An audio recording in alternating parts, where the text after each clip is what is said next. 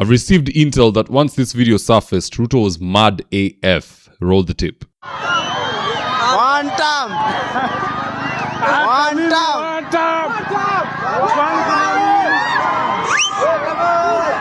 Ekadimanga.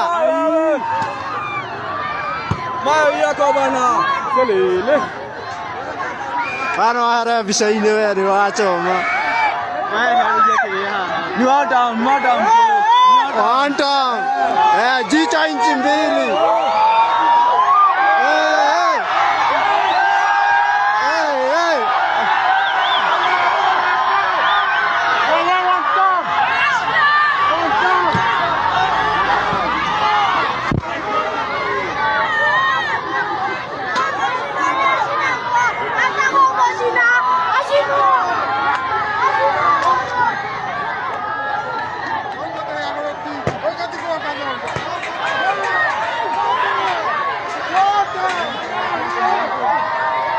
As such, the president has resolved to now use power, money, and intimidation to ensure he does not suffer a defeat in Olkalau. And in this video, I want us to highlight the nasty tactics that he's now deploying. And so with no further ado, let's get after it. Tactic number 1. Ruto is now unleashing state militia and goons on Rigath's ground campaign team. Just have a look at this tweet for context, and I quote. Mathira MP Wamombi's goons attack DCP supporters at Royal Garden Hotel in Olkalau and are currently holding hostage the DCP candidate Sammy Waweru. Same thing we saw happening to Panyako in their mini by-election in Malava. Tear gas thrown inside the hotel by police. Please help. Wamombi came with the goons and beat up people including the DCP candidate. DCP campaign coordinator's mobile phone taken by force. Government goons have taken charge of the hotel. And if anyone thinks it's a ruse, here's Gachagua affirming the exact same thing on his X page, and I quote. Mr. Kipchumba Murkomen has dispatched Nairobi serial killer squad that attacked Witima ACK Church to cause mayhem in Olkalau. They arrived 3 hours ago and started abductions and indiscriminate beatings on DCP campaigners. Our teams are held up at Royal Gardens Hotel under brutal police and state-sponsored militia. Goons are currently breaking into the hotel. Thank you Olkalau people for resisting this killer squad. Olkalau is not Mbeere. And this is a small video that was recorded of the goons arriving and surrounding the hotel. Roll the tape.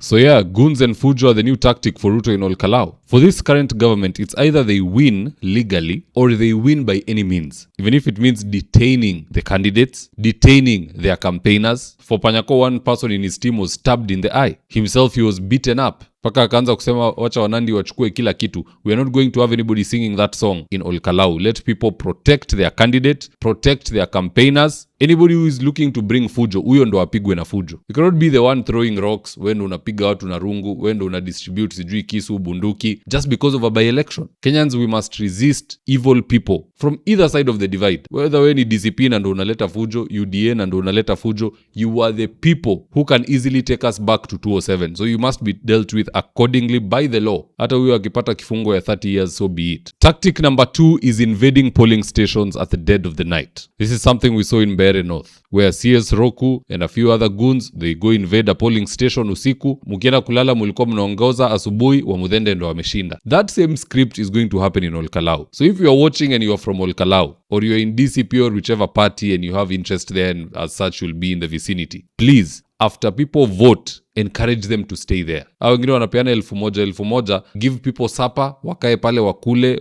shuka, wajifunike usiku baridi siwasumbue, so that we can protect that vote. If you go sleep, you will wake up with very shocking results. And I've said it time and time before, if Olkalau can fall, then 2027 is lost. And that is the narrative the government wants to paint. So let us not play games with Olkalau. It costs you nothing to spend the night there. At least toka 4 a.m. after wametangaza kura. Ama kukue na vigil. Wale wanakaa paka 3 a.m. wengine wanaamkia wanaendelea kuchunga. Watu wasikizane namna hiyo. We can always plan these things. Tactic number 3, as you well know, is bribery. And recently, one of you sent me a video of people being paid 1,000 shillings per 3 people. Here's the tip.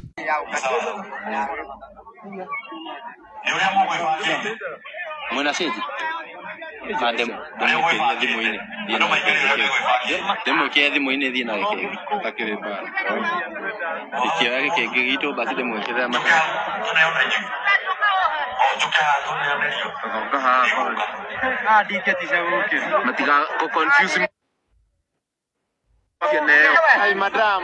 Toka. Alai kwa muka. Toka. Toka wewe. Toka tabia ovyo. Upatiwa unatoka. Toka. Kama pana hiyo. Leo inachia.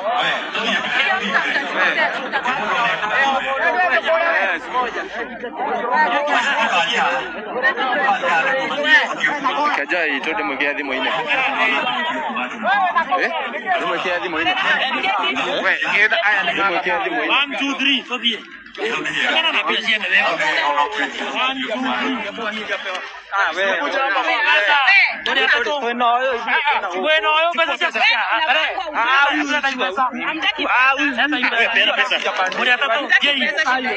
Fuatana na yo. Nirushe hapa sasa.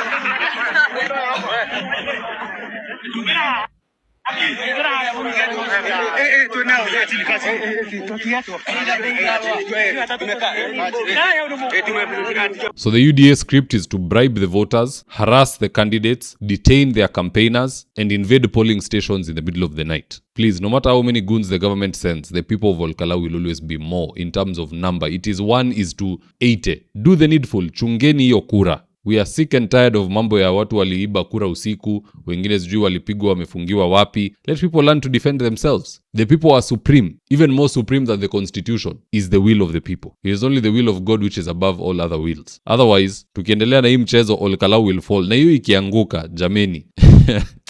2027 will need a miracle. That one is true. But anyway, that's just my take on the matter. Let's see what Kenzo next have to say in response to the belligerent attacks orchestrated by UDA on Sammy Ngotho and his team in Olkalau. And I quote, United said, on election day, DCP must organize serious security of their votes. The cabinet secretaries and the likes of Moses Kuria will be operating with goons under the protection of the National Police Service Kenya. Emmanuel said, we are tired with your gimmicks, opposition and government. If you want to kill everyone in this country, just do it. We are very tired of you people. Dan Torish said, you guys must ensure Olkalau voters and votes are protected by whatever means possible. We cannot allow Ruto to rig this by elections like he did in Bribery. Correct, I agree. Carl said they would rather burn the country to the ground before they let it go. Mudhoni wa Mudhomo said, I think I've referenced Mudhoni so many times. She must be very active on X. We have seen this government do anything to win the Olkalau vote. Hawana aibu. Well, what say you guys? Do drop me your comments in the comment section below and I'll do my best to read them and to give you a response. So with that, here today's ads of the day. If you're in need of electrical wiring, solar installation or electrical fittings such as strip lights, snake lights, downlighters or chandeliers, contact Engineer Wycliffe at 0707 476602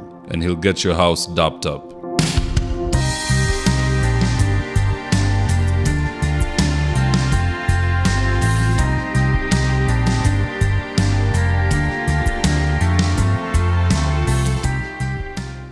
Interior design is one of those things you can't afford to get wrong. So if you're looking for experts to do your gypsum, wainscoting, paintwork, tiles, washrooms, and kitchen, reach out to Dhaka Living on 0706 026 218. That's 0706 026 218. And if you're here for the first time, please go on and hit the subscribe button. And if you're watching from a different platform, just head on over to YouTube, search for David Wafula. Hit the subscribe button, you're going to be getting a ton of content of this nature. If politics is something you're passionate about, this is definitely the one channel that you really, really need to subscribe to.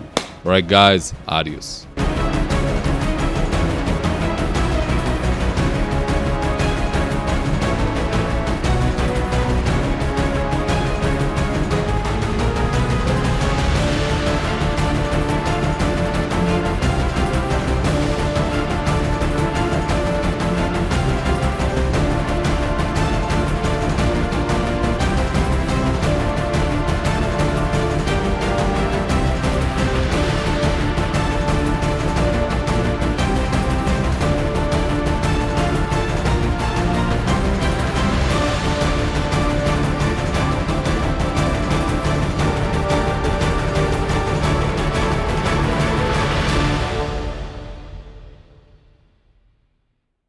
Thank you for choosing David Wafula as your primary news platform.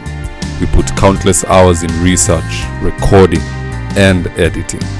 By showing up each and every day to watch our videos, you encourage us to generate more videos for the viewers.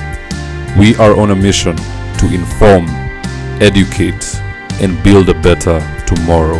To our thousands of followers in a world full of presidents, kings, and queens, you are the real gem. Adios.